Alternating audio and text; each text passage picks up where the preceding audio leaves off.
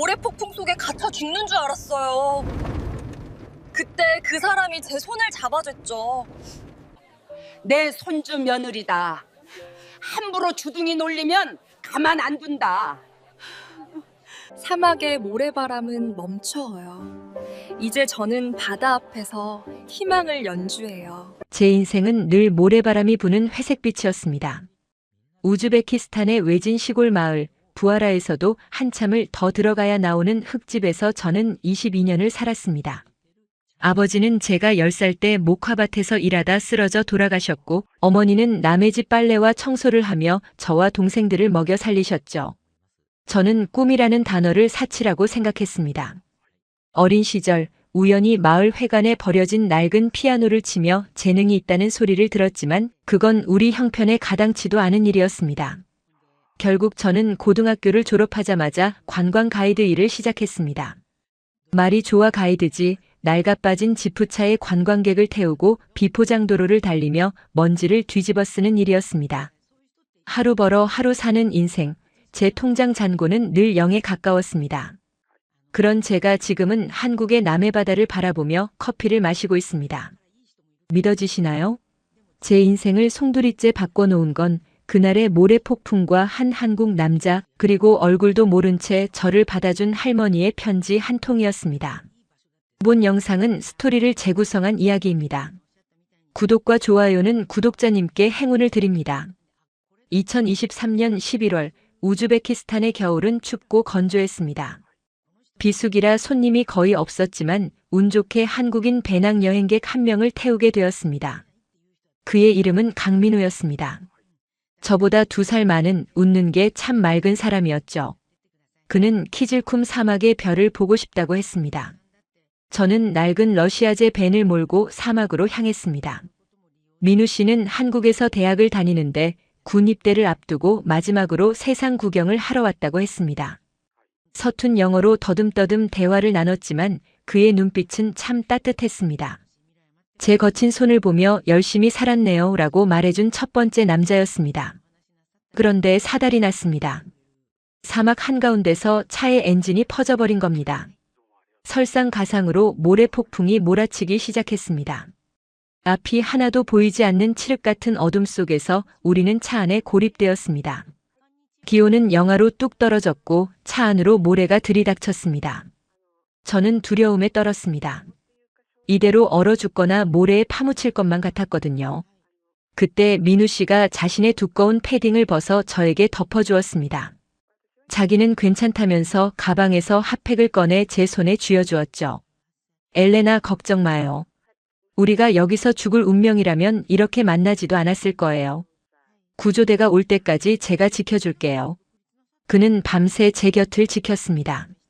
무서워하는 저를 위해 한국의 노래를 불러주기도 하고 자신의 가족 이야기를 들려주기도 했습니다. 할머니 이야기를 할 때 그의 눈이 가장 빛났습니다. 한국의 남쪽 끝, 남해라는 섬에서 3대째 멸치 액젓과 된장을 담그는 장인이라고 했습니다. 우리 할머니 손맛은 한국 최고예요. 나중에 꼭 한번 맛 보여주고 싶어요. 그 집 마당에 항아리가 500개도 넘거든요. 우리는 이틀을 꼬박 차 안에서 버텼습니다. 물도 떨어지고 체온도 떨어져 갈 때쯤 기적적으로 지나가던 유목민 트럭에 의해 구조되었습니다. 죽음의 문턱을 함께 넘어서일까요? 우리는 이미 서로에게 깊이 빠져 있었습니다. 마을로 돌아와서도 민우 씨는 떠나지 않았습니다. 우리는 남은 일주일 동안 부하라의 골목을 누비며 꿈 같은 시간을 보냈습니다. 그는 제게 약속했습니다. 한국에 돌아가서 군대 문제를 해결하고 꼭 다시 데려러 오겠다고요. 공항에서 헤어지던 날 그는 제 손에 끼고 있던 은반지를 빼서 끼워주며 울먹였습니다. 저도 울었습니다. 제 인생에 처음 찾아온 봄이었으니까요. 민우 씨가 한국으로 떠나고 한 달 동안은 매일 영상통화를 했습니다. 화면 속에 그는 짧게 머리를 깎고 훈련소에 들어간다고 했습니다. 훈련소 들어가면 한동안 연락 못할 수도 있어. 그래도 편지 쓸 테니까 걱정 마. 사랑해, 엘레나. 그게 마지막이었습니다. 2024년 1월이 지나고 2월이 되어도 연락은 오지 않았습니다. 편지도 전화도 없었습니다. 처음엔 훈련이 힘든가 보다 생각했습니다. 하지만 시간이 지날수록 불안감은 커져만 갔습니다. 혹시 저를 잊은 걸까요? 그저 여행지에서의 하룻밤 불장난이라고 생각했던 걸까요? 배신감과 그리움 사이에서 저는 매일 밤을 울며 지냈습니다. 그런데 더 큰 시련이 닥쳤습니다. 몸이 이상했습니다. 평소 좋아하던 양고기 냄새만 맡아도 헛구역질이 났고 몸이 나른해졌습니다. 설마 하는 마음에 읍내 약국에서 테스트기를 사서 확인해 보니 선명한 두 줄이었습니다. 임신이었습니다. 하늘이 무너지는 것 같았습니다. 제가 사는 마을은 이슬람 문화가 강하게 남아있는 보수적인 곳이었습니다. 결혼도 안 한 처녀가 그것도 외국인의 아이를 가졌다는 사실이 알려지면 저는 물론이고 가족 전체가 매장당할 판이었습니다.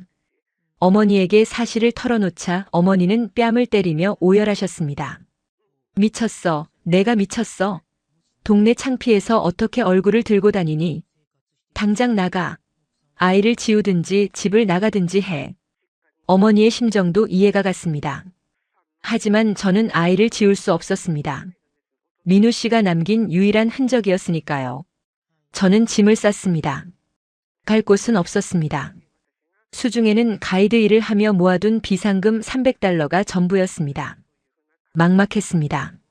민우 씨와는 연락이 닿지 않고 배는 불러올 텐데 어떻게 해야 할지 몰랐습니다. 그때 문득 민우 씨가 했던 말이 떠올랐습니다. 남해, 멸치 액젓, 장독대 500개, 할머니 이름이 박말순이라고 했지. 지푸라기라도 잡는 심정으로 인터넷을 뒤졌습니다. 남해 박말순 전통장을 검색하니 놀랍게도 기사가 하나 떴습니다. 50년 전통의 맛, 남해의 장인 박말순 명인. 사진 속의 할머니는 깐깐해 보이지만 어딘가 민우 씨를 닮은 눈매를 하고 계셨습니다.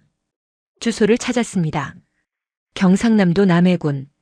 저는 떨리는 손으로 편지를 썼습니다.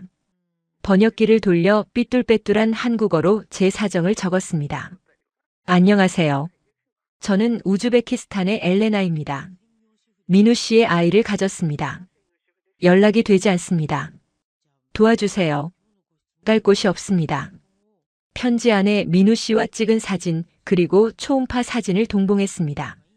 편지를 보내고 일주일, 2주일이 지났습니다. 답장은 오지 않았습니다. 역시 무리였나 봅니다. 낯선 외국 여자가 아이를 가졌다고 편지를 보냈으니 사기꾼 취급을 당해도 할 말이 없었죠. 싸구려 여인숙에서 컵라면으로 끼니를 때우며 하루하루 말라가던 어느 날 모르는 국제전화가 걸려왔습니다. 여보세요? 수화기 너머로 걸걸한 할머니의 목소리가 들려왔습니다. 한국어라 무슨 말인지 알아들을 수 없었지만 목소리 톤이 화가 난 것 같기도 하고 급박해 보이기도 했습니다. 잠시 후 한국어를 할 줄 아는 현지 교민이 전화를 바꿔받았습니다. 통역이 전한 말은 충격적이었습니다. 아가, 짐 싸라. 비행기 표 보냈다. 내 핏줄을 객지에서 굶겨 죽일 수는 없다. 당장 와라. 눈물이 핑 돌았습니다. 의심도 질책도 없었습니다. 그저 내 핏줄이라는 한마디가 저를 살렸습니다. 며칠 뒤 저는 인천행 비행기에 몸을 실었습니다. 난생 처음 타보는 비행기 창밖으로 보이는 구름이 마치 제 불확실한 미래처럼 몽글거렸습니다. 두려웠습니다. 할머니가 저를 보고 실망하시면 어쩌지? 민우 씨가 저를 원하지 않으면 어쩌지? 하지만 뱃속의 아이를 위해 저는 강해져야 했습니다. 인천공항에 내려 버스를 타고 5시간을 달려 남해에 도착했을 때는 이미 해가 뉘엿뉘엿 지고 있었습니다. 남해는 아름다웠습니다. 우즈베키스탄의 황량한 사막과는 정반대였습니다. 푸른 바다가 끝없이 펼쳐져 있고 짭조름한 바다 냄새가 코끝을 찔렀습니다. 버스 터미널에는 사진 속 그 할머니가 나와 계셨습니다. 왜소한 체구에 뽀글뽀글한 파마머리 그리고 굳게 담은 입술. 무서워 보였습니다. 저는 잔뜩 움츠러들어 인사를 했습니다. 안녕하세요. 할머니는 아무 말 없이 저를 위아래로 훑어보셨습니다. 그 눈빛이 얼마나 매섭던지 당장이라도 도망치고 싶었습니다. 그런데 갑자기 할머니가 제 손을 덥석 잡으셨습니다. 할머니의 손은 거칠고 투박했지만 놀랍도록 따뜻했습니다. 욕봤다. 그 먼 데서 오느라 욕봤어. 배는 고프지 않나? 사투리라 다 알아듣진 못했지만 그 투박한 말투 속에 숨겨진 온기를 느낄 수 있었습니다. 할머니는 제 캐리어를 낚아채듯 들고 앞장서셨습니다. 할머니의 집은 바다가 내려다 보이는 언덕 위에 있었습니다. 기와집 마당에는 민우 씨 말대로 수백 개의 장독대가 줄지어 서 있었습니다. 마치 군대 사열을 받는 병사들처럼 웅장했습니다. 마당 한편에는 멸치 젓갈 냄새가 진동했지만 역하지 않고 구수하게 느껴졌습니다. 방은 여기다. 아랫목 따뜻하게 데워놨으니 짐 풀고 씻고 나와라. 밥 먹자. 할머니가 내어주신 방은 작지만 정갈했습니다. 풀 먹인 하얀 이불에서 햇볕 냄새가 났습니다. 긴장이 풀리자 다리에 힘이 풀려 주저앉았습니다. 잠시 후 할머니가 상을 차려오셨습니다. 김이 모락모락 나는 흰 쌀밥에 보글보글 끓는 된장찌개, 그리고 각종 나물 반찬이었습니다. 한국 음식은 처음이었지만 숟가락을 드는 순간 눈물이 왈칵 쏟아졌습니다. 입덧 때문에 며칠을 굶었는데 이상하게 할머니가 해주신 밥은 술술 넘어갔습니다. 제가 허겁지겁 밥을 먹는 모습을 할머니는 말없이 지켜보셨습니다. 그리고 툭 숟가락 위에 생선살을 발라 올려주셨습니다. 많이 무라. 혼자 먹는 거 아니다. 애기까지 둘이 먹는 기다. 그날 밤 저는 오랜만에 두 다리를 뻗고 잠이 들었습니다. 하지만 다음 날부터 현실이 시작되었습니다. 말이 통하지 않는 시골 생활은 쉽지 않았습니다.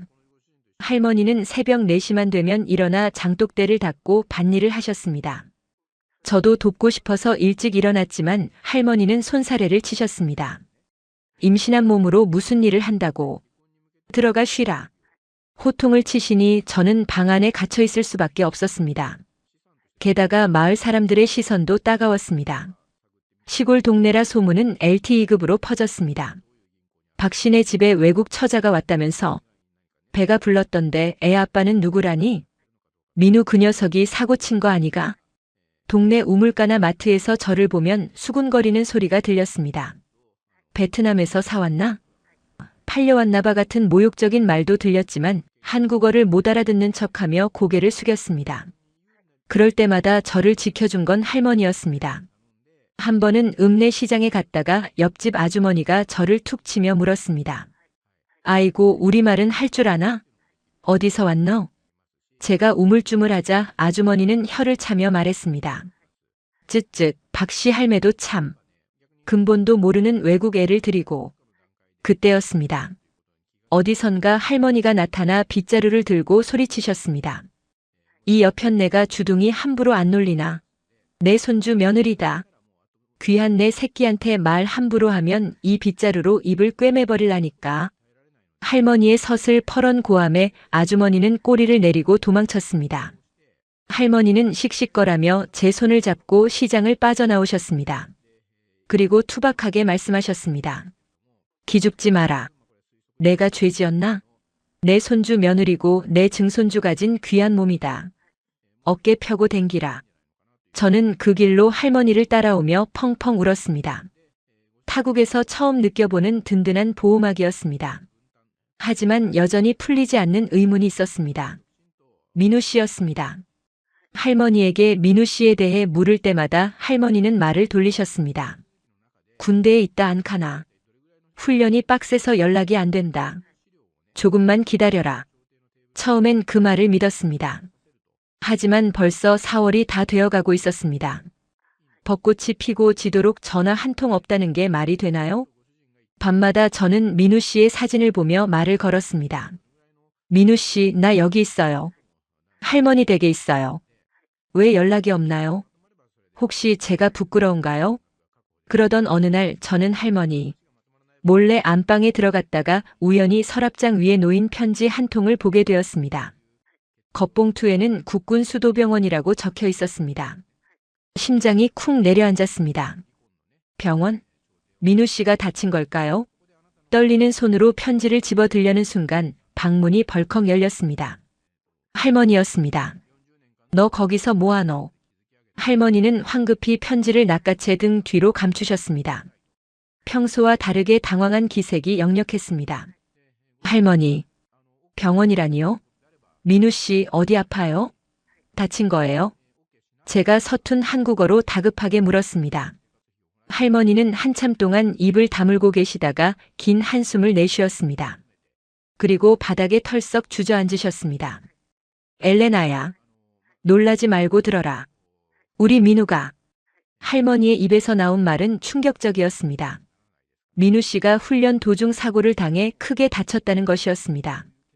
다리 신경을 다쳐 걷지 못할 수도 있다고 지금 병원에서 재활 치료 중인데 상태가 좋지 않다고 했습니다. 지가 오지 말락했다. 병신된 몸으로 니한테 짐 되기 싫다고. 니 한국 오면 돌려보내라고 신신당부했다. 그래서 내가 말을 못했다. 눈앞이 캄캄해졌습니다. 민우 씨가 연락을 끊은 게 변심해서가 아니라 저를 위해서였다니. 다리를 다쳐 걷지 못하게 된 그가 홀로 병실에 누워 저를 밀어내려 했을 고통을 생각하니 가슴이 찢어지는 것 같았습니다. 할머니, 저 갈래요. 민우 씨한테 갈래요. 안 된다. 지금 꼴이 말이 아니다. 니 보면 더 괴로워할 끼다. 아니요, 저 가야 해요. 다리요? 상관없어요. 제가 다리가 되어주면 돼요. 저 그 사람 사랑해요. 제 뱃속에 아이도 있고요. 제발요, 할머니. 저는 할머니의 바짓가랑이를 잡고 매달렸습니다. 할머니도 우셨습니다. 결국 할머니는 고개를 끄덕이셨습니다.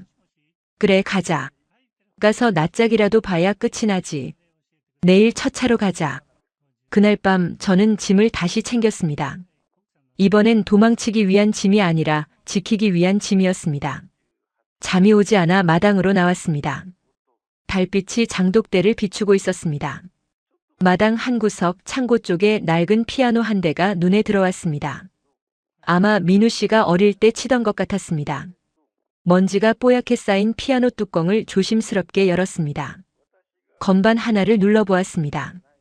띵 마이너스 하고 청명한 소리가 밤 공기를 갈랐습니다. 우즈베키스탄의 마을 회관에서 몰래 치던 그 소리였습니다. 잊고 살았던 제 꿈, 가난 때문에 팔아버렸던 제 재능. 이상하게도 그 피아노 소리가 저에게 용기를 주는 것 같았습니다. 민우 씨, 기다려요. 내가 갈게요. 그리고 다시는 당신 혼자 두지 않을 거예요. 저는 배를 어루만지며 다짐했습니다. 이 낯선 땅, 한국에서 제 인생의 진짜 승부를 걸어보기로 말입니다. 할머니의 든든한 지원과 제 뱃속의 아이, 그리고 다시 찾은 피아노라는 희망을 품고요. 내일이면 민우 씨를 만납니다. 어떤 모습이라도 상관없습니다. 저는 이미 강한 엄마이자 자랑스러운 한국의 며느리가 될 준비가 되어 있었으니까요. 다음 날 새벽 할머니와 저는 서울행 고속버스에 몸을 실었습니다. 창밖으로 붉은 해가 떠오르고 있었습니다. 서울행 버스는 남해대교를 지나 고속도로를 달렸습니다. 창밖의 풍경이 빠르게 지나갔지만 제 마음은 더 빠르게 병원으로 달려가고 있었습니다. 할머니는 제 손을 꼭 잡고 계셨습니다. 그 거친 손의 온기가 떨리는 제 심장을 근근히 붙잡아 주었습니다. 5시간의 이동 끝에 도착한 국군수도병원, 소독약 냄새가 코를 찌르는 복도를 지나 502호 병실 앞에 섰습니다. 심호흡을 한번 크게 하고 문을 열었습니다. 병실 안은 고요했습니다. 6인실이었지만 커튼이 모두 쳐져 있어 적막감이 감돌았습니다. 창가 쪽 침대, 그곳에 민우 씨가 있었습니다. 우리가 헤어질 때보다 훨씬 야윈 모습이었습니다. 창밖만 멍하니 바라보던 그가 인기척에 고개를 돌렸습니다. 저와 눈이 마주친 순간 그의 눈동자가 지진이라도 난 듯 흔들렸습니다. 엘레나? 할머니? 민우 씨는 믿기지 않는다는 표정으로 입을 벌렸다가 이내 이불을 황급히 끌어올려 자신의 다리를 감췄습니다. 그리고 고개를 푹 숙이며 소리쳤습니다. 나가요. 당장 나가요.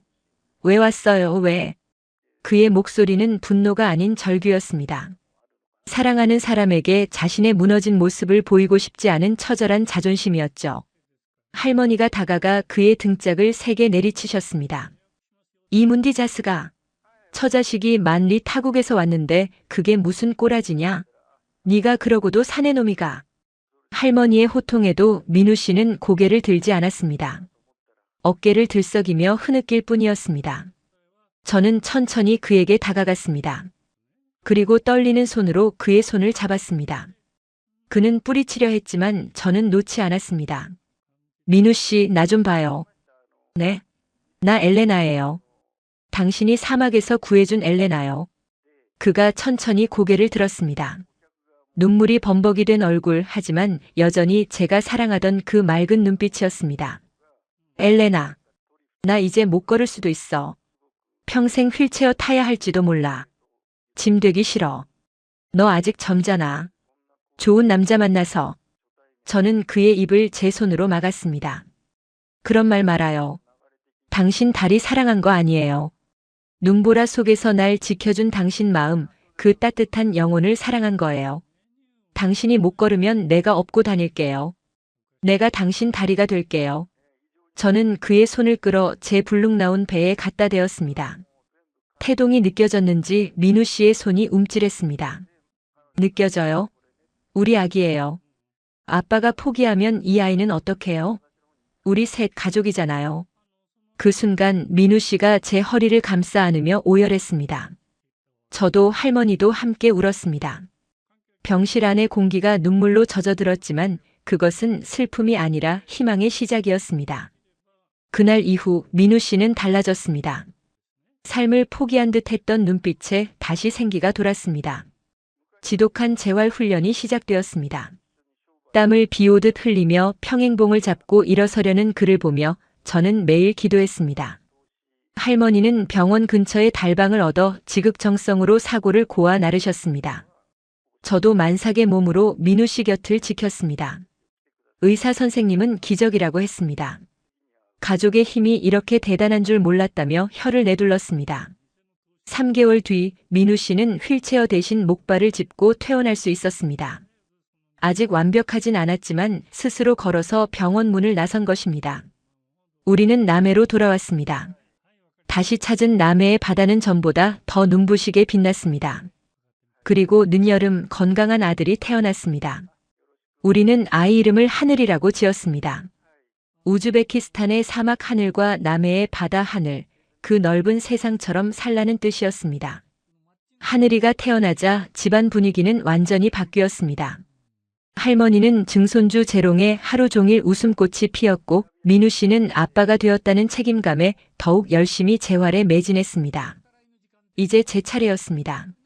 저는 더 이상 도움만 받는 외국인 며느리로 남고 싶지 않았습니다. 아이를 키우며 틈틈이 한국어 공부를 했습니다. 밤을 새워가며 단어를 외우고 EBS 방송을 보며 발음을 교정했습니다. 1년이 지나자 일상 대화에 무리가 없을 정도가 되었습니다. 그리고 저는 할머니의 창고에 있던 그 낡은 피아노를 다시 꺼냈습니다. 조율사 아저씨를 불러 고치고 먼지를 털어냈습니다. 어느 날 오후 하늘이를 재우고 피아노 앞에 앉았습니다. 손가락이 기억하고 있었습니다. 쇼팽의 녹턴이 남해의 파도 소리와 어우러져 마당에 울려 퍼졌습니다. 장독대를 닦던 할머니가 마당에서 걷기 연습을 하던 민우 씨가 하던 일을 멈추고 저를 바라보았습니다. 연주가 끝나자 할머니가 입을 딱 벌리며 말씀하셨습니다. 아이고, 우리 며느리 손가락에 귀신이 붙었나? 어찌 이래 소리가 곱노?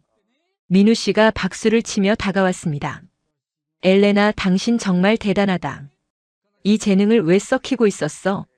그 응원에 힘입어 저는 용기를 냈습니다. 남해군에서 주최하는 주부 장기자랑 대회에 나갔습니다.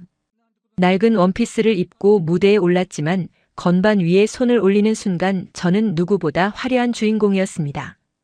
제 연주가 끝나자 관객석에서는 기립박수가 터져 나왔습니다.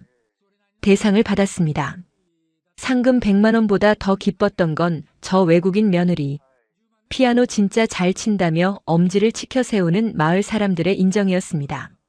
소문은 꼬리에 꼬리를 물고 퍼졌습니다. 읍내 학원에서 피아노 선생님 제안이 들어왔습니다. 저는 거절했습니다. 대신 할머니의 된장 공장 한 편을 개조해 작은 피아노 교습소를 열기로 했습니다. 이름은 엘레나의 피아노. 처음엔 동네 꼬마 2명이 전부였습니다. 하지만 제가 아이들의 눈높이에 맞춰 다정하게 그리고 열정적으로 가르친다는 소문이 나면서 옆 마을에서도 아이들이 찾아오기 시작했습니다.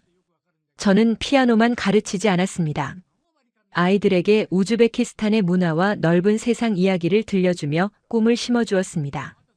아이들은 저를 피아노 이모라고 부르며 따랐습니다. 제 수입이 늘어나면서 저는 당당하게 생활비를 보태게 되었습니다. 제 힘으로 번 돈으로 할머니 내복을 사드리고 민우 씨의 재활 치료비를 낼 때의 그 뿌듯함은 말로 다할 수 없었습니다. 하지만 저는 여기서 멈추지 않았습니다. 할머니의 멸치 액젓과 된장은 정말 맛있었지만 팔로가 문제였습니다. 시골 장터나 아름아름 찾아오는 단골 손님이 전부였죠. 저는 제 장점인 언어 능력을 활용하기로 했습니다. 우즈베키스탄어도 러시아어와 비슷해서 저는 러시아어권 시장을 공략할 수 있었습니다. 할머니, 우리 이거 외국에 팔아봐요. 제가 할 수 있어요. 이 냄새 나는 걸 외국 사람들이 묻겠나? 할머니는 반신반의하셨지만 저는 확신이 있었습니다. 요즘 K-푸드가 유행이잖아요. 저는 밤마다 인터넷 쇼핑몰을 만들고 SNS에 할머니가 장을 담그는 영상을 올렸습니다. 제가 피아노를 치는 배경음악과 함께 할머니의 투박한 손길이 담긴 영상은 의외의 대박을 터뜨렸습니다. 피아노 치는 며느리와 장 담그는 시어머니라는 콘셉트가 사람들의 감성을 자극한 것입니다. 주문이 폭주하기 시작했습니다. 서울의 백화점에서 팝업 스토어 제안이 들어왔고 급기야 러시아의 한 무역회사에서 샘플 요청이 왔습니다. 저는 떨리는 마음으로 국제 전화를 걸어 유창한 러시아어로 상담을 진행했습니다. 결과는 대성공이었습니다. 첫 수출 계약을 따내던 날 할머니는 제 손을 잡고 덩실덩실 춤을 추셨습니다. 아이고 우리 집 복덩이. 네가 우리 집안을 일으키는구나.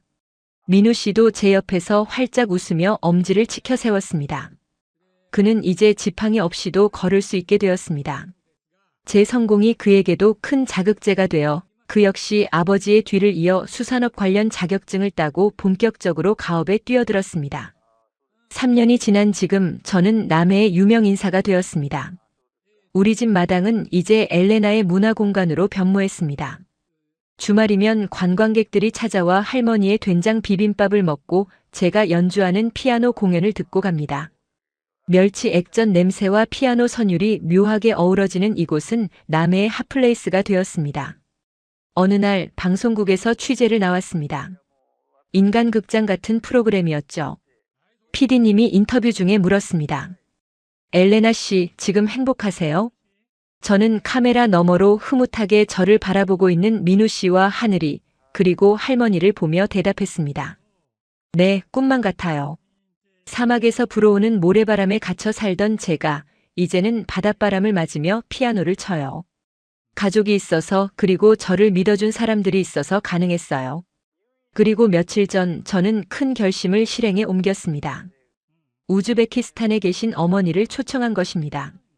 공항 입국장에서 어머니를 만났을 때 어머니는 저를 끌어안고 펑펑 우셨습니다. 미안하다, 내 딸아. 그땐 내가 너무 모질었다. 아니야, 엄마, 나 지금 너무 행복해. 엄마도 이제 같이 행복하자. 어머니는 남해의 집을 보고 떡 벌어진 상차림을 보고 사위인 민우 씨의 깍듯한 큰절을 받으시며 비로소 마음을 놓으셨습니다. 할머니와 어머니는 말이 통하지 않아도 서로 손을 잡고 눈빛으로 마음을 나누는 사돈지간이 되었습니다. 저녁이 되면 저는 여전히 피아노를 칩니다. 건반 하나하나를 누를 때마다 지난날의 시련들이 아름다운 화음이 되어 흩어집니다. 낯선 땅, 낯선 사람들 속에서 두려움에 떨던 소녀는 이제 없습니다. 이곳 대한민국 남해에서 저는 사랑받는 아내이자 자랑스러운 엄마, 그리고 꿈을 이룬 피아니스트 사업가로 당당히 서 있습니다. 여러분, 인생은 알 수 없습니다. 거친 모래폭풍이 저를 이곳으로 이끌었듯 지금 여러분 앞에 닥친 시련이 어쩌면 더 큰 행복으로 가는 이정표일지도 모릅니다. 포기하지 마세요. 그리고 사랑하세요. 사랑은 국경도 언어도 그리고 아픔도 치유하는 가장 위대한 기적이니까요. 오늘 제 이야기가 여러분의 마음에 작은 울림을 주었기를 바랍니다. 이야기가 마음에 드셨다면 구독과 좋아요 부탁드립니다. 사랑합니다, 구독자 여러분. 남편이 잠든 병원입니다. 소방관인 제가 목숨 걸고 이곳을 지킬 겁니다. 무서운 분인 줄만 알았습니다. 하지만 지금은 저를 지켜주는 진짜 엄마입니다. 영하 15도의 서울은 차가웠습니다. 하지만 뱃속 아이를 위해 포기할 수 없었죠. 서울의 겨울 바람이 이렇게 매서운 줄 알았다면 차라리 그날 화염 속으로 뛰어드는 게 낫겠다고 생각했습니다. 영하 15도의 칼바람은 스페인 바르셀로나의 태양 아래서만 살아온 제 살갗을 찢어놓는 것 같았습니다. 가진 돈은 비상금으로 챙겨온 500유로와 뱃속의 아이뿐. 주변 사람들은 모두 미쳤다고 했습니다. 하룻밤 불장난으로 임신하고 도망친 동양인 남자를 찾아 지구 반대편으로 간다는 게 말이 되냐고요. 하지만 저는 제 직감을 믿었습니다. 10년 동안 화마와 싸우며 단련된 제 본능이 말하고 있었습니다. 그 사람은 절대 도망친 게 아니라고. 불길 속에서 생존자를 찾아낼 때 느끼는 그 강렬한 느낌처럼 그에게는 분명 무슨 사정이 있을 거라고요. 그리고 제 본능은 틀리지 않았습니다. 한국의 낡은 주택가 대문 앞에서 마주한 진실은 차라리 도망쳤다는 배신감이 더 나았을 만큼 가혹한 것이었으니까요. 본 영상은 스토리를 재구성한 이야기입니다. 구독과 좋아요는 구독자님께 행운을 드립니다. 홀러 안녕하세요. 저는 스페인 바르셀로나 소방청 소속 7년차 소방관 루시아입니다. 제 키는 178cm, 별명은 불도저입니다. 30kg이 넘는 진압 장비를 메고 화재 현장을 뛰어다니고 무너진 건물 잔해를 맨손으로 치우며 사람을 구해내는 게 제 일상이었죠. 여자라는 이유로 뒤처진다는 소리를 듣기 싫어 남들보다 2배로 훈련했고 그 덕분에 동료들 사이에서도 인정받는 베테랑이 되었습니다. 제 삶은 단순했습니다. 출동 벨이 울리면 뛰어나가고 불을 끄고 사람을 살린다. 그 외의 시간은 체력 단련과 잠이 전부였습니다. 연애요? 사치였습니다. 언제 죽을지 모르는 현장에 들어가는 저를 감당할 남자는 없었으니까요. 남자를 만나도 그들은 제 근육질 몸이나 거친 손을 부담스러워했습니다. 그렇게 저는 28살이 될 때까지 누군가에게 마음을 준 적도 몸을 허락한 적도 없는 철의 여인으로 살았습니다. 그 남자를 만나기 전까지는요. 2023년 5월 바르셀로나의 뜨거운 여름이 시작되던 날이었습니다. 람블라스 거리의 한 낡은 호스텔에서 화재 신고가 들어왔습니다. 현장은 아비규환이었습니다. 좁은 계단으로 연기가 차올랐고 투숙객들이 비명을 지르며 뛰쳐나오고 있었죠. 저는 동료들과 함께 3층으로 진입했습니다. 불길이 거세 시야가 확보되지 않는 상황에서 구석에 쓰러져 있는 한 남자를 발견했습니다. 정신 차리세요. 들려요? 남자는 연기를 너무 많이 마셔 의식이 희미했습니다. 저는 그를 들쳐 업었습니다. 70kg은 되어 보이는 건장한 체격이었지만 아드레날린이 솟구친 저에게는 깃털처럼 가벼웠습니다. 건물을 빠져나와 그를 구급대원에게 인계하고 나서야 저는 헬멧을 벗고 숨을 몰아쉬었습니다. 그 남자가 저를 찾아온 건 3일 뒤 소방서 앞이었습니다. 말끔해진 얼굴로 서툰 스페인어 사전을 손에 든 채 서 있었습니다. 그의 이름은 김도진. 한국에서 온 여행객이라고 했습니다. 생명의 은인입니다. 꼭 밥 한 끼 대접하고 싶어요. 처음엔 거절했습니다. 구조된 사람이 찾아오는 건 종종 있는 일이었고 저는 그저 제 일을 했을 뿐이니까요. 하지만 도진 씨는 끈질겼습니다. 매일 소방서 앞에 찾아와 시원한 음료수를 두고 가거나 제가 퇴근할 때까지 기다렸다가 서툰 스페인어로 인사를 건넸습니다. 그의 눈빛은 부담스러운 구애가 아니라 진심 어린 존경과 호기심으로 빛나고 있었습니다. 결국 저는 항복하고 그와 저녁 식사를 함께 했습니다. 그리고 그날 제 견고한 방어벽이 무너졌습니다. 그는 제 손을 보며 이렇게 말했습니다. 루시아 씨의 손, 세상에서 제일 아름다운 손이에요. 누군가를 살리는 손이잖아요. 흉터 하나하나가 훈장 같아요. 평생 남자 손 같다 거칠다는 소리만 듣던 제 손에 입을 맞추며 그는 진심으로 경이로워했습니다. 심장이 쿵 하고 내려앉는 기분이었습니다. 화재 현장에서 건물이 무너질 때보다 더 큰 충격이었습니다. 우리는 급속도로 가까워졌습니다. 도진 씨는 제가 알던 남자들과 달랐습니다. 제가 소방관이라는 사실을 자랑스러워했고 무거운 짐을 드는 걸 당연하게 여기는 저에게 이럴 때는 기대도 돼요라며 어깨를 내어주었습니다. 한국 남자 특유의 다정함이라고 해야 할까요? 그는 제가 잊고 살았던 여자로서의 나를 일깨워 주었습니다. 그가 떠나기 전날 밤 바르셀로네타 해변을 걸으며 그가 고백했습니다. 한국에 돌아가기 싫어요. 루시아 씨를 두고 가는 게 발길이 안 떨어져요. 도진, 약속해요. 3개월 뒤에 다시 올게요. 그때는 여행객이 아니라 당신 남자로 올게요. 그날 밤 저는 그에게 제 모든 것을 주었습니다. 28년 동안 굳게 닫혀있던 제 방문을, 제 마음을, 그리고 제 순결을 그에게 바쳤습니다. 떨리는 제 어깨를 감싸 안으며 그는 몇 번이고 사랑해, 소중히 아껴줄게라고 속삭였습니다. 그 밤은 제 인생에서 가장 뜨겁고 안전한 밤이었습니다. 불길 속의 뜨거움이 아닌 사랑의 온기가 이렇게 따뜻하다는 걸 처음 알았습니다. 하지만 행복은 짧았습니다.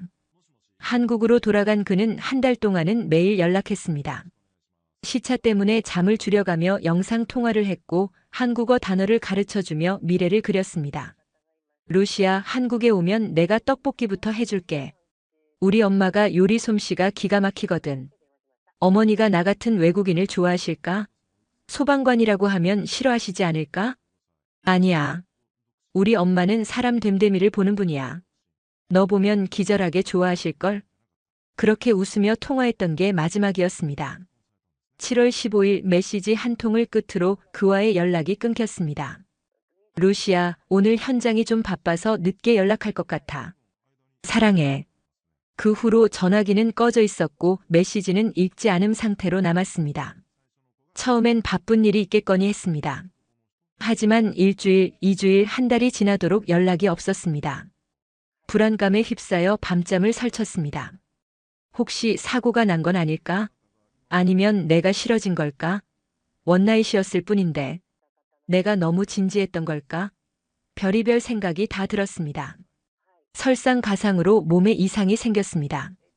강철 같던 체력이 바닥나고 아침 조회 때 현기증으로 쓰러지기까지 했습니다. 의무실에서 검사를 받았습니다. 루시아 임신이야. 8주 차네. 하늘이 노래졌습니다. 소방관으로서의 커리어, 미혼모에 대한 시선, 모든 게 두려웠습니다. 하지만 동시에 묘한 확신이 들었습니다. 이 아이는 도진 씨가 내게 남긴 선물이다. 그 사람이 나를 버렸을 리 없다. 그날 밤 그의 눈빛은 거짓일 수 없었다. 저는 휴직계를 냈습니다. 서장님은 펄쩍 뛰었습니다. 미쳤어? 지금 승진 심사 코앞인 거 몰라? 그깟 연락도 안 되는 남자 때문에 인생을 걸어? 서장님, 저는 사람을 구하는 소방관입니다. 제 아이 아빠도 구하지 못하면서 남을 구한다고 할 수 없잖아요. 확인해야겠어요. 그가 나를 버린 건지 아니면 구조가 필요한 상황인지. 그렇게 무작정 비행기에 몸을 실었습니다. 그가 예전에 보내준 소포 상자에 적힌 주소 하나 달랑 들고요. 인천공항에 내려 버스를 타고 다시 택시를 타고 서울의 낯선 동네에 도착했을 때는 이미 해가 져 어둑어둑했습니다.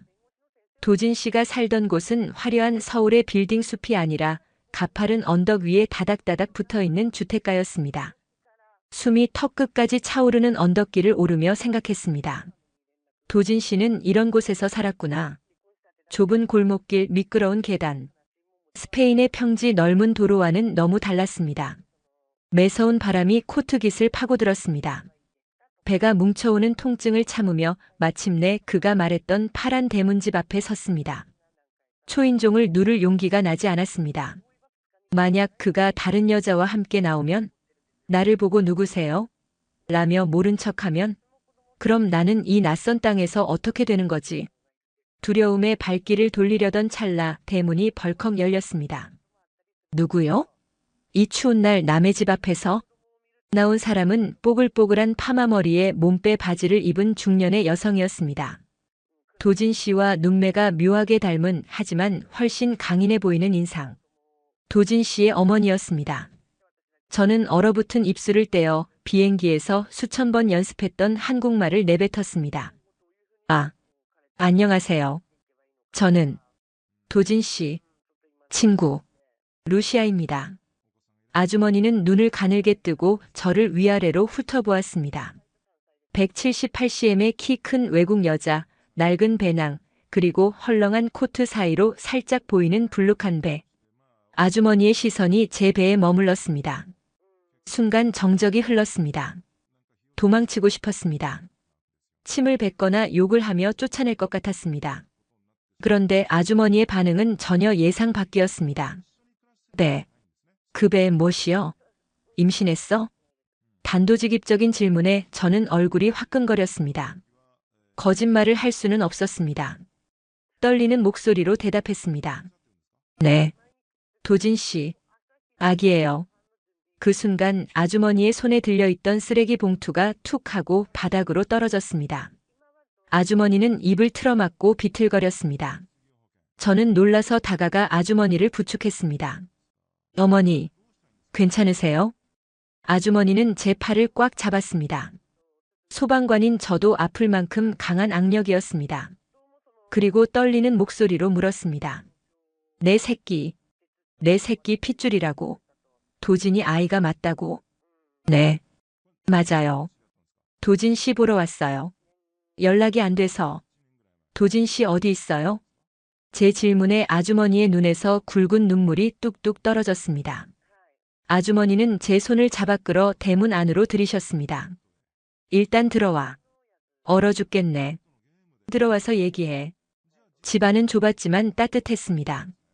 바닥에서 올라오는 열기가 온몸을 녹여주었습니다.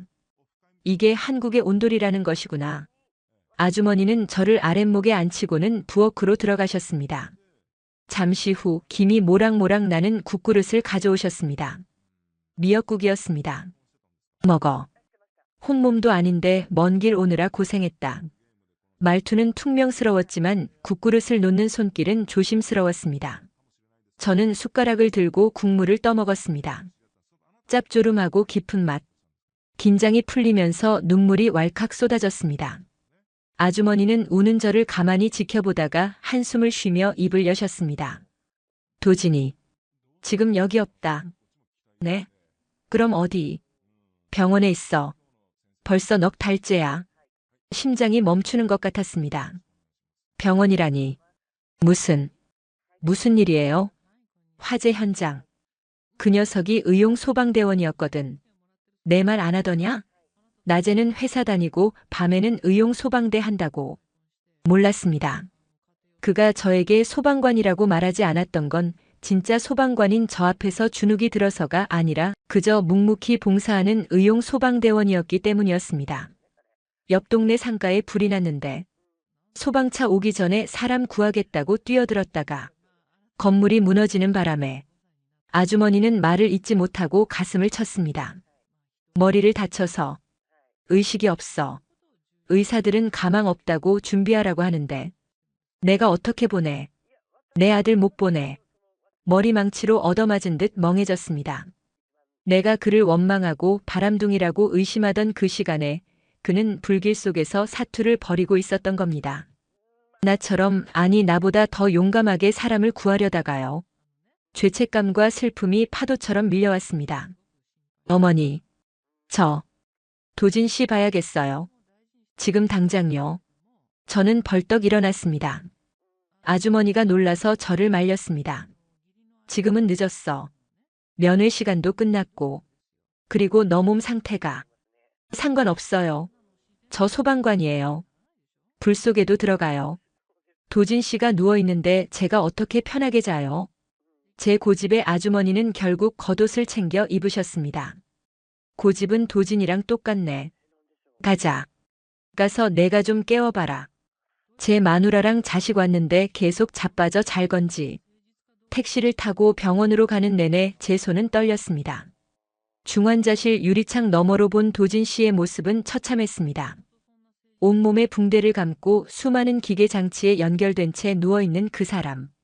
바르셀로나 해변에서 나를 안아주던 그 단단한 팔은 앙상하게 말라 있었고 맑게 빛나던 눈은 굳게 닫혀 있었습니다. 저는 방호복을 입고 중환자실로 들어갔습니다. 소독약 냄새와 기계음 소리. 익숙한 현장의 냄새였지만 오늘은 지옥의 냄새 같았습니다. 떨리는 손으로 그의 손을 잡았습니다. 차가웠습니다. 도진. 나왔어. 루시아야. 약속했잖아. 다시 온다고 했잖아. 이렇게 누워있으면 어떡해. 대답은 없었습니다. 규칙적인 심전도 소리만이 B- B- 하고 울릴 뿐이었습니다. 일어나 제발. 나 임신했단 말이야. 당신 아이 가졌어. 아빠가 된다며. 떡볶이 해준다며. 저는 그의 가슴에 얼굴을 묻고 오열했습니다. 그때였습니다. 제 뱃속에서 툭 하고 작은 움직임이 느껴졌습니다. 태동이었습니다. 4개월 만에 처음으로 느끼는 아이의 움직임. 마치 아빠에게 인사라도 하듯이. 도진 씨 느꼈어? 우리 아기야. 당신 목소리 듣고 움직였어. 저는 그의 손을 제 배 위에 올렸습니다. 기적 같은 건 일어나지 않았습니다. 그는 여전히 미동도 없었습니다. 하지만 저는 그 차가운 손에서 아주 미세한 떨림을 느낀 것 같았습니다. 아니, 느끼고 싶었습니다. 병실 밖으로 나오자 아주머니가 벤치에 앉아 울고 계셨습니다. 저는 눈물을 닦고 아주머니 앞에 무릎을 꿇었습니다. 어머니, 저 한국에 있을게요. 도진 씨 일어날 때까지 제가 옆에 있을게요. 그리고 아이도 낳을 거예요. 아주머니는 놀란 눈으로 저를 바라보셨습니다. 너 미쳤냐? 젊은 애가 앞길 창창한 소방관이라며. 식물인간이나 다름없는 남자 지키겠다고 내 인생 망칠 거야? 돌아가. 애는 내가 어떻게든 키울 테니 넌 가서 새 출발해. 아니요. 저 도진 씨 사랑해요. 그리고 저 불도저예요. 한번 물면 절대 안 나요. 도진 씨 제가 살려요. 제가 소방관인데 제 남자 하나 못 살리겠어요? 제 당돌한 말에 아주머니는 기가 차다는 듯 헛웃음을 지으셨습니다. 그러고는 투박한 손으로 제 머리를 쓰다듬으셨습니다. 독한 년. 외국 며느리가 들어왔다길래 걱정했더니 어디서 지 같은 걸 데려와 가지고. 그날부터 저의 한국 생활은 전쟁처럼 시작되었습니다. 병원비는 밀려 있었고 아주머니는 식당 주방 보조 일을 하며 근근히 버티고 계셨습니다. 저는 만삭의 몸으로 가만히 있을 수 없었습니다. 한국어는 서툴렀지만 저에게는 체력과 끈기가 있었습니다. 새벽에는 우유 배달, 낮에는 외국어 학원 강사, 밤에는 도진 씨 간호. 하루 4시간도 못 자는 강행군이었지만 힘들지 않았습니다. 저에겐 목표가 있었으니까요. 하지만 현실은 냉혹했습니다. 외국인 미혼모, 그것도 혼수 상태인 남자를 둔 여자를 바라보는 시선은 차가웠습니다. 쯧쯧, 돈 보고 한국 남자 잡으려다 팔짝 꼬였네. 시장에서 병원에서 수군거리는 소리가 들렸습니다. 그럴 때마다 저를 지켜준 건 다름 아닌 아주머니였습니다. 이것들이 주둥이 안 닥쳐? 우리 며느리가 나보다 낫다. 니들은 시어머니한테 미역국 한번 끓여줘 봤어?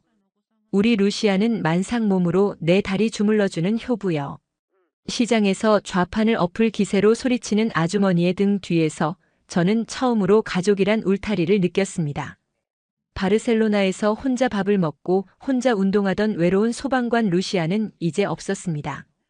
여기엔 든든한 엄마와 지켜야 할 남편이 있는 한국 아줌마 루시아가 있을 뿐이었죠. 그러던 어느 날 기회는 우연히 찾아왔습니다.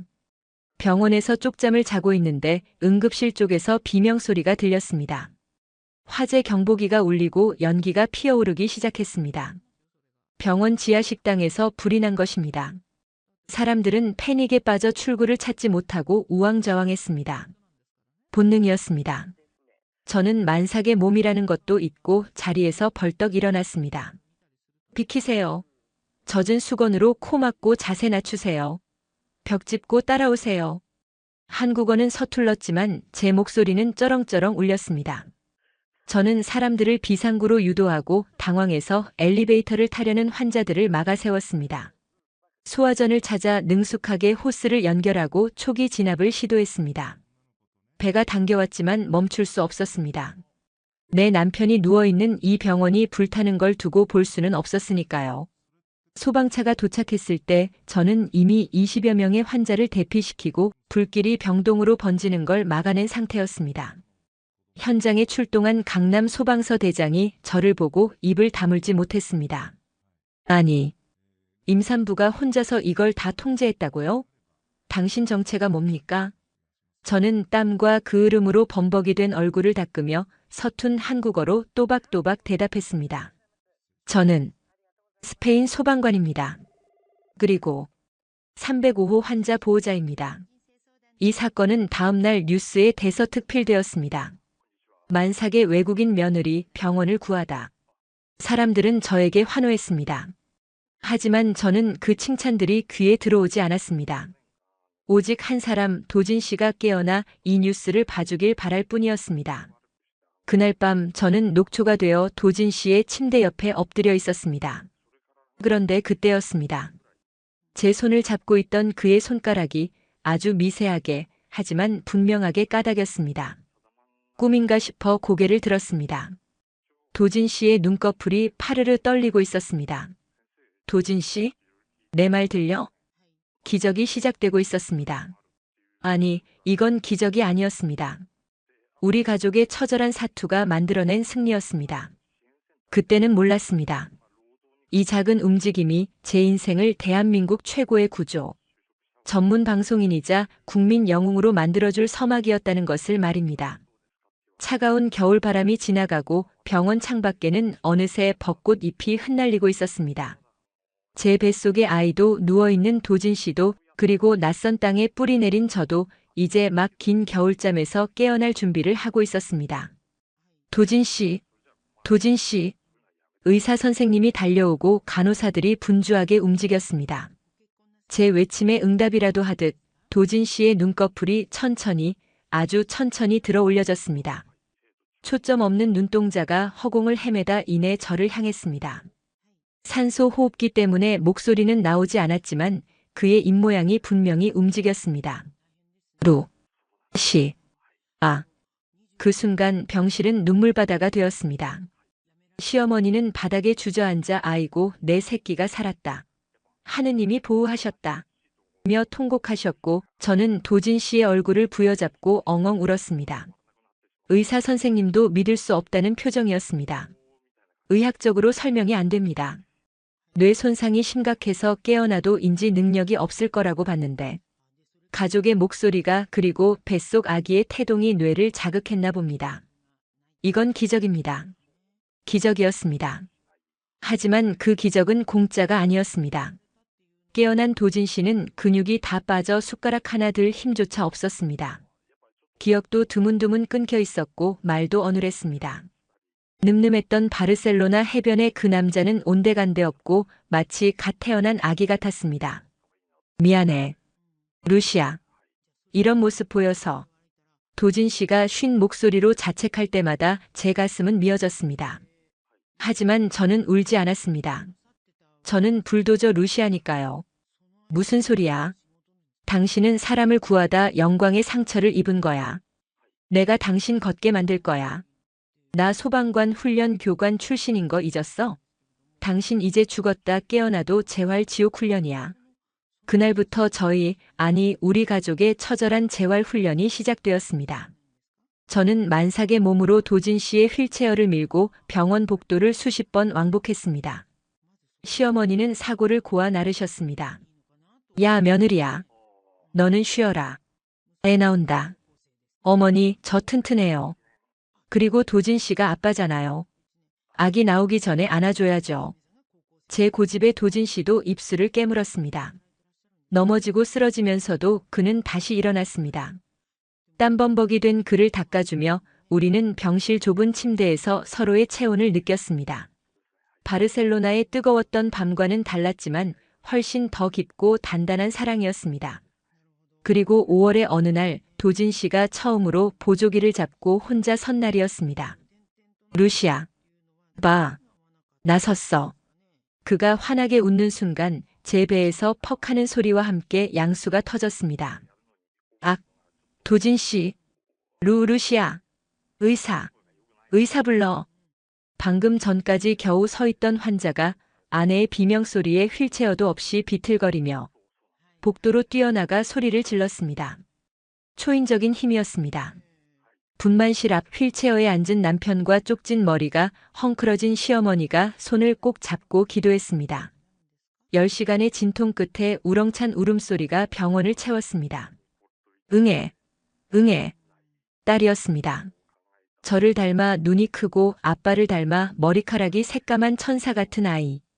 간호사가 아이를 데려다 주자 도진 씨는 덜덜 떨리는 손으로 아이를 안았습니다. 안녕. 아가야. 아빠야. 너무 늦게 인사해서 미안해. 그의 눈물이 아이의 볼 위로 떨어졌습니다. 시어머니도 춤을 추듯 덩실거리셨습니다. 아이고 우리 손녀. 코 오똑한 것 좀 봐라. 장군감이네 장군감이야. 우리는 아이의 이름을 봄이라고 지었습니다. 긴 겨울을 이겨내고 우리에게 찾아온 따뜻한 봄 같아서요. 이 봄.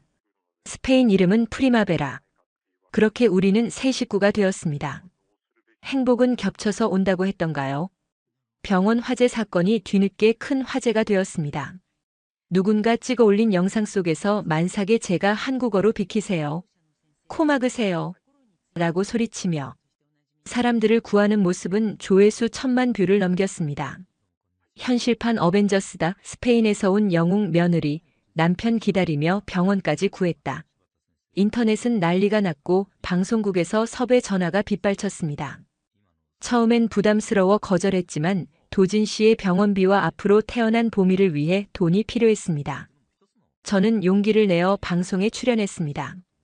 방송 반응은 폭발적이었습니다. 서툰 한국어지만 진정성 있는 제 이야기, 그리고 시어머니와의 유쾌한 고부 갈등 사실은 사랑 싸움이 시청자들의 마음을 사로잡았습니다. 특히 제가 소방관 출신이라는 점을 살려 예능 프로그램에서 안전수칙을 가르치는 모습이 큰 인기를 끌었습니다. 여러분, 불나면 어떻게 하지 마세요. 젖은 수건, 낮은 자세. 이게 생명입니다. 강한 억양의 제 한국어 유행어는 초등학생들 사이에서도 따라 할 정도가 되었습니다. 한국 소방청에서도 연락이 왔습니다. 저를 명예 소방관으로 위촉하고 싶다고요. 위촉식 날 정복을 입은 저는 감개무량했습니다.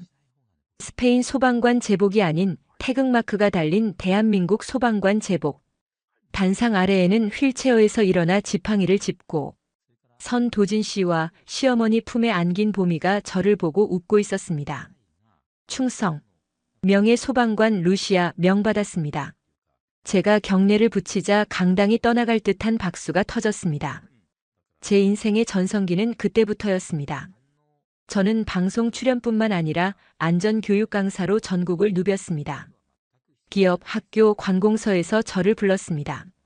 스페인의 선진 구조 시스템과 한국의 빨리빨리 문화를 결합한 제 강의는 실전적이고 재미있다는 평을 받았습니다.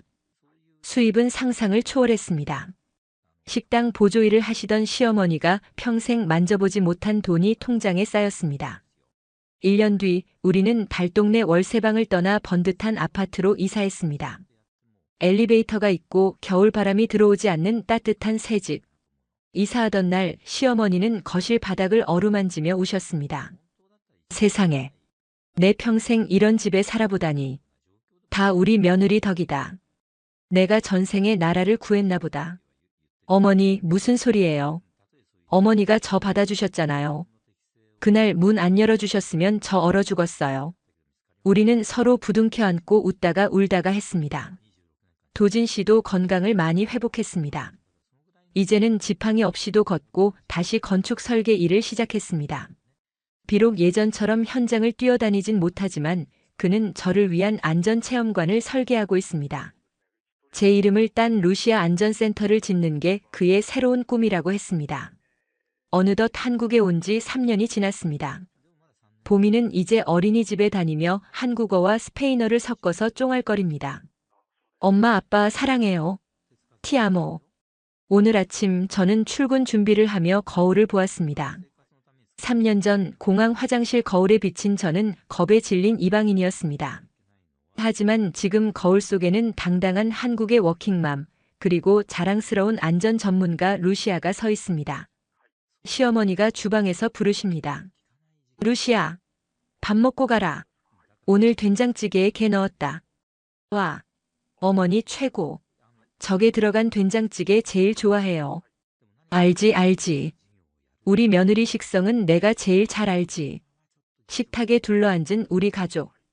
도진 씨가 숟가락 위에 게살을 발라 올려줍니다. 많이 먹어 여보. 오늘 강의도 파이팅. 아빠, 나도 줘. 보미가 입을 쩍 벌립니다. 이 평범하고 소란스러운 아침이 얼마나 소중한지 모릅니다. 만약 제가 그때 두려움에 떨며 한국행 비행기를 타지 않았다면, 만약 병원에서 도진 씨를 포기하고 돌아갔다면 저는 이 행복을 절대 알지 못했을 겁니다. 가끔 바르셀로나의 뜨거운 태양이 그립기도 합니다. 하지만 이제 저에게는 더 따뜻한 태양이 있습니다. 바로 저를 믿어주는 가족, 그리고 저를 응원해주는 한국이라는 나라입니다. 차가운 시선도 있었지만 결국 저를 품어준 건 한국의 정이었습니다. 미역국 한 그릇에 정, 낯선 외국인을 영웅으로 대접해주는 정. 저는 이제 두 나라의 소방관입니다. 바르셀로나의 열정으로, 한국의 정으로 사람들의 안전과 마음을 지키는 소방관이요. 도진 씨가 짓고 있는 루시아 안전센터가 완공되면 그곳에서 더 많은 아이들에게 생명의 소중함을 가르칠 겁니다. 그리고 말해주고 싶습니다. 포기하지 마세요. 불길 속에서도 비상구는 반드시 있습니다. 인생도 마찬가지예요. 가장 절망적인 순간이 어쩌면 가장 큰 기적의 시작일지도 모릅니다. 오늘도 저는 힘차게 대문을 나섭니다. 다녀오겠습니다. 저의 제2의 고향, 대한민국 서울의 하늘이 오늘따라 유난히 파랗습니다. 그때는 꿈에도 몰랐습니다. 그 무모했던 선택이 제 인생을 이렇게 아름답게 바꿔놓을 줄은 말입니다. 오늘 이야기가 마음에 드셨다면 구독과 좋아요 부탁드립니다. 사랑합니다, 구독자 여러분.